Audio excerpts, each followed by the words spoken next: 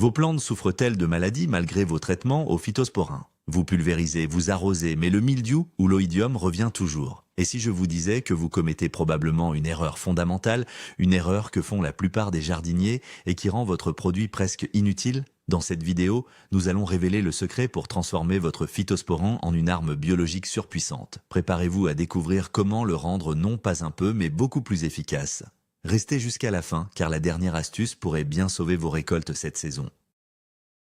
Avant de plonger dans le vif du sujet, comprenons rapidement ce qu'est le phytosporin. Ce n'est pas un produit chimique classique, c'est un biofongicide, ce qui signifie qu'il est basé sur un organisme vivant. Au cœur du phytosporin, il y a une bactérie bénéfique appelée Bacillus subtilis. Imaginez-la comme un soldat microscopique qui protège vos plantes. Sous forme de poudre ou de pâte, ces bactéries sont en état de dormance, un peu comme des graines qui attendent les bonnes conditions pour germer. Le but du phytosporin n'est pas de tuer chimiquement le champignon, mais de coloniser la surface de la plante avec ces bonnes bactéries, ne laissant ainsi aucune place aux agents pathogènes pour s'installer. C'est une approche préventive et naturelle, mais pour qu'elle fonctionne, nos petits soldats doivent être réveillés, nourris et prêts au combat. Et c'est là que tout se joue.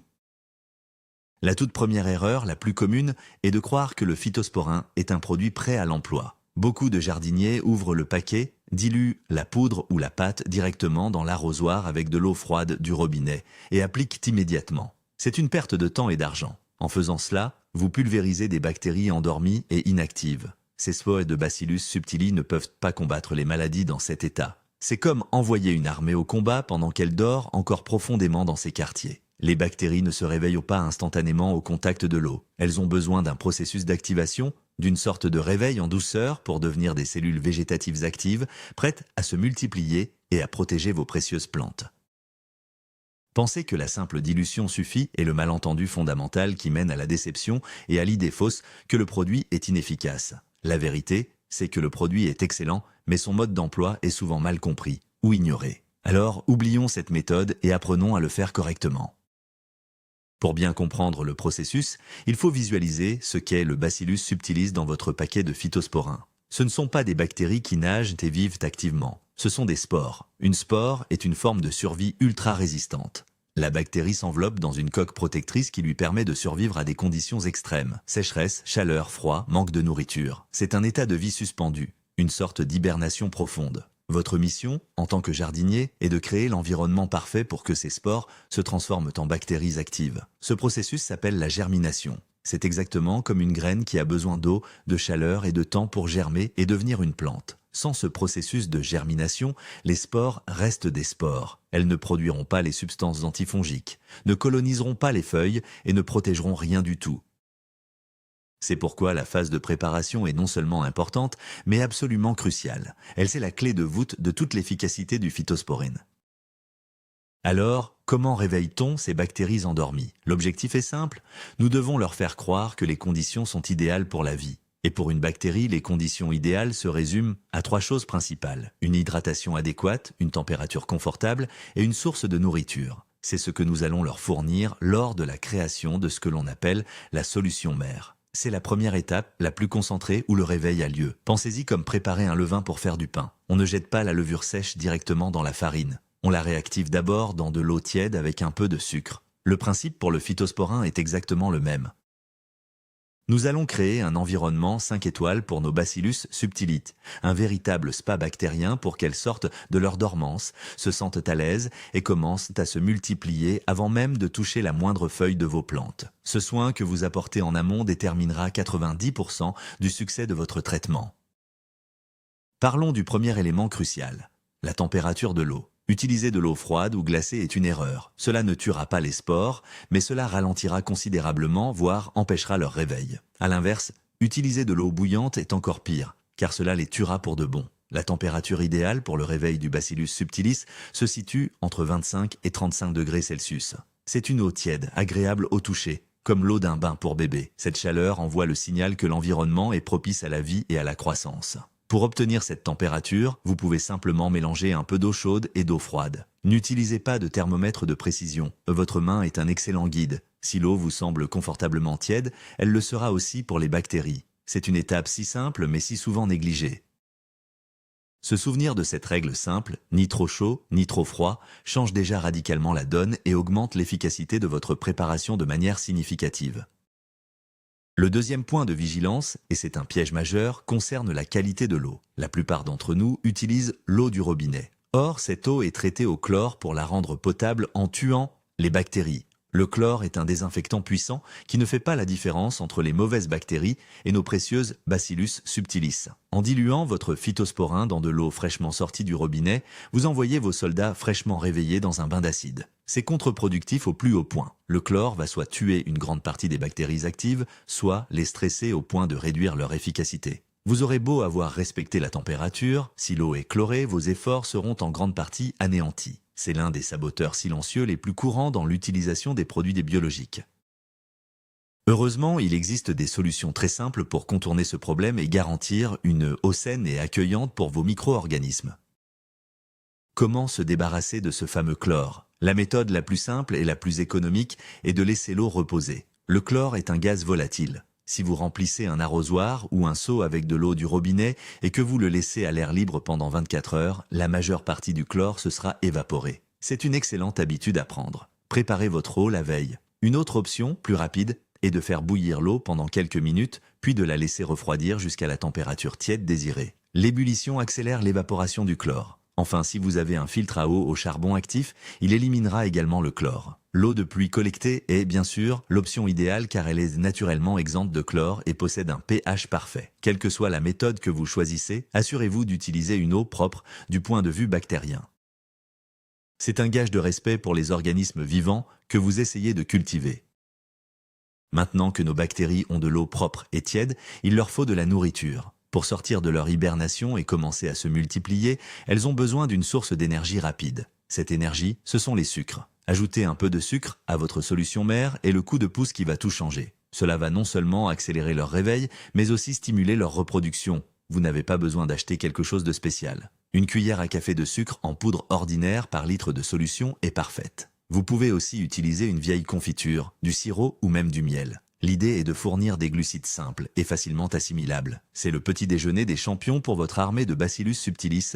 En leur donnant cette nourriture, vous ne vous contentez pas de les réveiller, vous commencez à construire une population plus grande et plus forte avant même l'application. Plus il y a de bactéries actives, plus la protection sera dense et efficace sur vos plantes.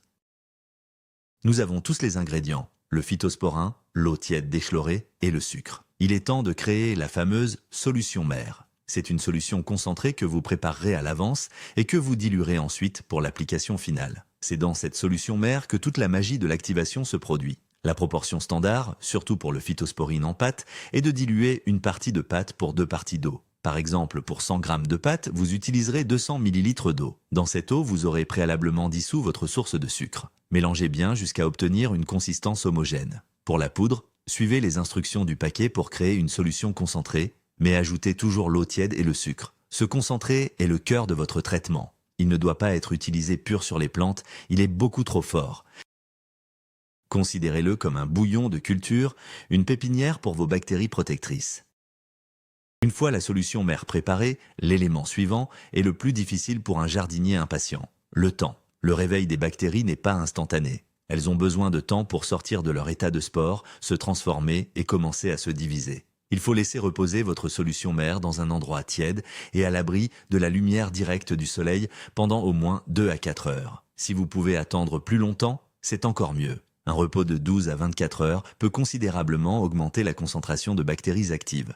Durant ce temps, les bactéries consomment le sucre que vous leur avez donné et se multiplient de manière exponentielle. Chaque bactérie se divise, créant 2 nouvelles bactéries et ainsi de suite. En respectant ce temps de repos, vous ne pulvériserez pas quelques milliers de bactéries, mais des millions, voire des milliards, créant un biofilm protecteur beaucoup plus dense et résistant sur les feuilles de vos plantes. La patience ici n'est pas une option, c'est une stratégie.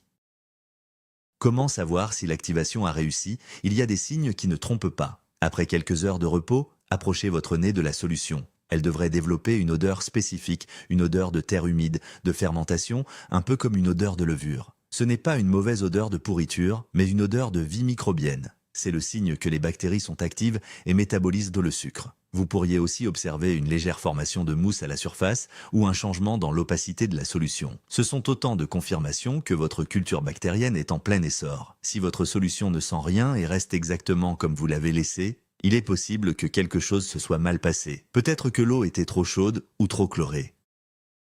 Ces signes visuels et olfactifs sont votre contrôle qualité, votre confirmation que vous êtes sur le point d'appliquer une solution vivante et puissante et non une simple suspension de spores inactives.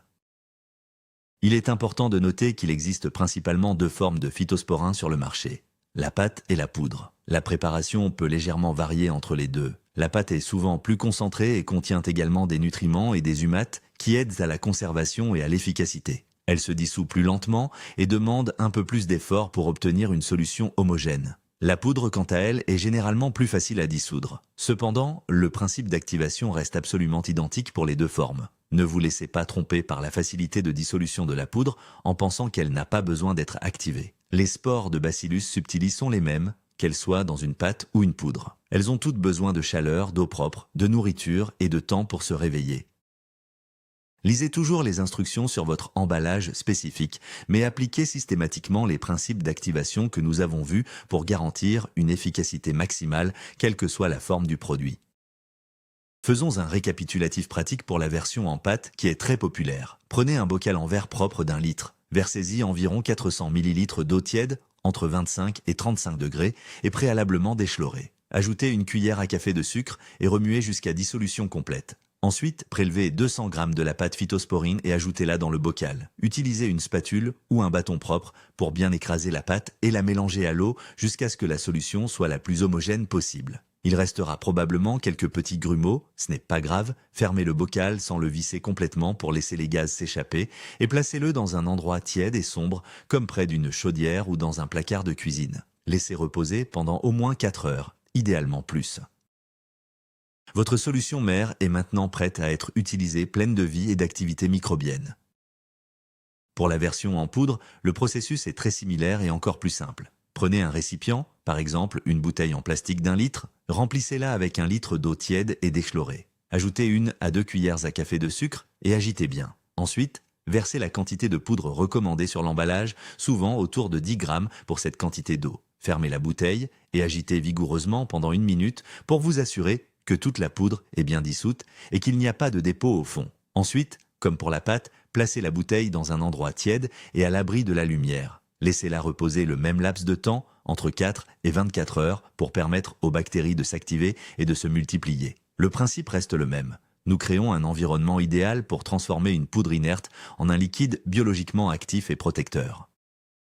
Une fois que votre solution mère est activée et prête, il faut passer à la deuxième dilution pour créer la solution de travail. C'est cette solution que vous allez appliquer sur vos plantes. N'utilisez jamais la solution mère pure, elle est trop concentrée. La dilution dépend de l'usage que vous voulez en faire. Pour une pulvérisation foliaire préventive, la dilution classique est d'environ 1 à 2 cuillères à soupe de votre solution mère pour 10 litres d'eau. Pour un arrosage au sol, vous pouvez utiliser une concentration légèrement plus élevée. Par exemple, 3 à 4 cuillères à soupe pour 10 litres d'eau. Utilisez toujours de l'eau déchlorée pour cette dilution finale également, afin de ne pas endommager les bactéries au dernier moment. Mélangez bien et votre traitement est enfin prêt à être appliqué.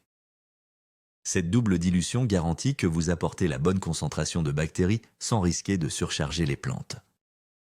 Le moment de l'application est aussi un facteur clé de succès. Le principal ennemi des bactéries Bacillus subtilis, une fois qu'elles sont sur les feuilles, ce sont les rayons ultraviolets UV du soleil. Une pulvérisation en plein après-midi, sous un soleil de plomb, peut tuer une grande partie de votre population bactérienne avant même qu'elle ait eu le temps de s'établir. Le moment idéal pour appliquer le phytosporin est donc le soir, après le coucher du soleil, ou très tôt le matin avant qu'il ne soit trop fort. Les jours nuageux ou couverts sont également parfaits. Cela donne aux bactéries toute la nuit ou une journée entière pour s'installer, former un biofilm protecteur et commencer leur travail de colonisation de la surface foliaire sans être décimées par les UV. Planifier votre traitement en fonction de la météo et de l'heure de la journée est une autre de ces petites astuces qui amplifient considérablement l'efficacité de votre effort. Comment appliquer la solution ? Vous avez deux options principales, la pulvérisation foliaire et l'arrosage au sol. La pulvérisation est la méthode la plus courante pour protéger contre les maladies qui affectent les feuilles, comme le mildiou ou l'oïdium. Assurez-vous de bien couvrir toute la surface de la plante et surtout le dessous des feuilles. là où les maladies aiment se développer à l'abri. Un bon pulvérisateur qui produit une fine brume est idéal. L'arrosage au sol, quant à lui, est excellent pour protéger les racines contre les maladies du sol comme la pourriture des racines ou la fusariose. En arrosant la base de vos plantes avec la solution de phytosporin, vous introduisez les bactéries bénéfiques directement dans la rhizosphère, la zone d'interaction entre les racines et le sol. Idéalement, il faut combiner les deux approches pour une protection complète du sol jusqu'à la cime de la plante. La fréquence d'application est également une question fréquente. Le phytosporin n'est pas un traitement unique et définitif. Le biofilm protecteur qu'il crée peut être dégradé par la pluie, le vent et la croissance de la plante elle-même. Pour un traitement préventif, une application tous les 10 à 15 jours est une bonne base. Cela permet de maintenir une population saine et constante de Bacillus subtilis sur vos plantes. Si les conditions sont particulièrement favorables au développement des maladies, temps chaud et humide, ou si vous voyez les premiers signes d'une infection, vous pouvez augmenter la fréquence à une fois tous les 5 à 7 jours. La régularité est plus importante que la quantité. Il vaut mieux appliquer une dose correcte régulièrement que d'inonder la plante une seule fois par mois. La protection biologique est une course de fond, pas un sprint.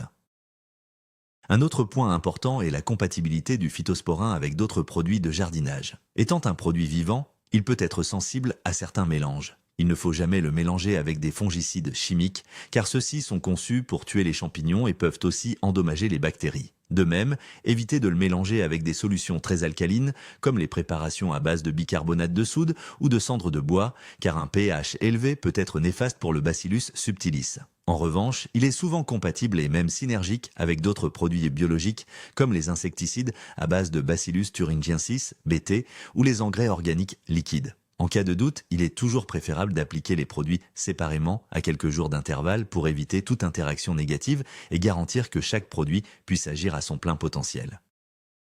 Que faire de la solution mère que vous avez préparée s'il vous en reste? C'est l'un des grands avantages de cette méthode. Votre solution mère activée peut se conserver. Stockez-la dans son récipient, bocal ou bouteille, dans un endroit frais et sombre, comme une cave, un garage ou même le bac à légumes de votre réfrigérateur. Le froid ralentira le métabolisme des bactéries et les maintiendra en vie plus longtemps. Une solution mère bien conservée peut rester viable pendant environ 2 à 4 semaines. Avant chaque utilisation, pensez à la secouer doucement pour remettre les bactéries en suspension. Cela vous évite de devoir refaire tout le processus d'activation à chaque traitement. Vous avez ainsi une réserve de traitement biologique puissant, prête à être diluée et utilisée dès que vous en avez besoin. C'est pratique, économique et terriblement efficace. Et maintenant, l'astuce ultime pour booster encore plus votre phytosporin. Une fois votre solution de travail prête, juste avant de la pulvériser, ajoutez-y un agent mouillant ou adhésif. Qu'est-ce que c'est? C'est un produit qui aide la solution à mieux adhérer aux feuilles et à se répandre plus uniformément. Les feuilles de nombreuses plantes ont une surface cireuse qui fait perler l'eau. Un agent mouillant casse cette tension de surface.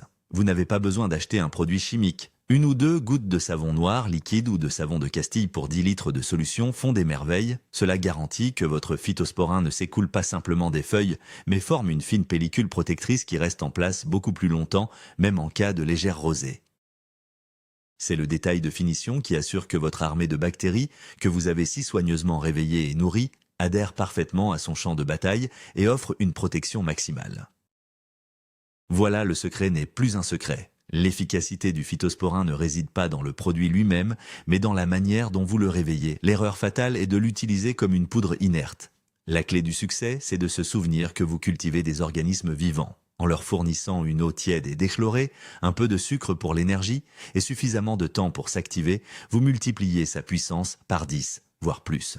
Vous passez d'une simple poudre à un véritable bouclier biologique vivant, qui protège activement vos plantes. C'est une approche qui demande un peu plus de soin, mais les résultats sur la santé de votre jardin en valent largement la peine. Merci beaucoup d'avoir regardé cette vidéo jusqu'au bout. J'espère que ces conseils transformeront votre manière d'utiliser le phytosporin. Si vous avez appris quelque chose d'utile, n'hésitez pas à laisser un pouce bleu et à vous abonner pour ne pas manquer nos prochaines astuces de jardinage. Et maintenant, j'ai une question pour vous. Quelle a été votre plus grande surprise concernant l'activation du phytosporin? Aviez-vous déjà essayé cette méthode? Partagez vos expériences et vos questions dans les commentaires ci-dessous, j'ai hâte de vous lire. À bientôt et bon jardinage!